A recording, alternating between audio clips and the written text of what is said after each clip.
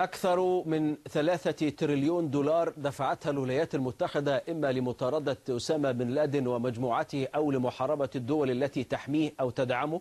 تفاصيل أكثر في هذا التقرير. تدمير هذين البرجين لم يكلف مخططوه ومنفذوه أكثر من $500,000، لكن جر وراءه ردة فعل لا تقل كلفتها عن 3,000 مليار دولار حتى الآن. البشرية عبر تاريخها الطويل لم تشهد كلفة مماثلة لكلفة مطاردة بن لادن التي انطلقت بشكل كبير بعد أحداث 11 من سبتمبر، وأنتجت حروبا مستمرة إلى يومنا هذا.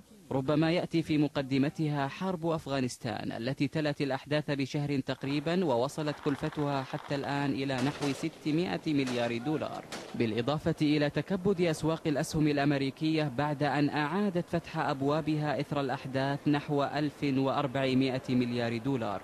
كما كلفت تلك الهجمات النشاط الاقتصادي لمدينة نيويورك وحدها قرابة 95 مليار دولار، واستنزفت 10 مليارات دولار من إيرادات شركات الطيران الأمريكية. الحرب الأخرى والتي صنفت كحرب على الإرهاب هي حرب العراق العام 2003، وبلغ مجموع ما كلفته 700 مليار دولار مستمرة في الارتفاع.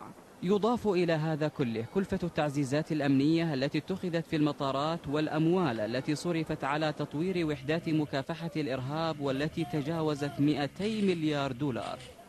هذه الخسائر فقط في الولايات المتحدة الأمريكية، لكن لو أردنا حساب الكلفة العالمية فإن الأرقام ستكون فلكية لا محالة. فالأضرار التي خلفتها تنظيمات القاعدة الإقليمية في دول العالم كبيرة وواسعة، الأمر الذي تطلب اتباع احتياطات أمنية كتلك التي قامت بها الولايات المتحدة. عدنان السوادي، العربية.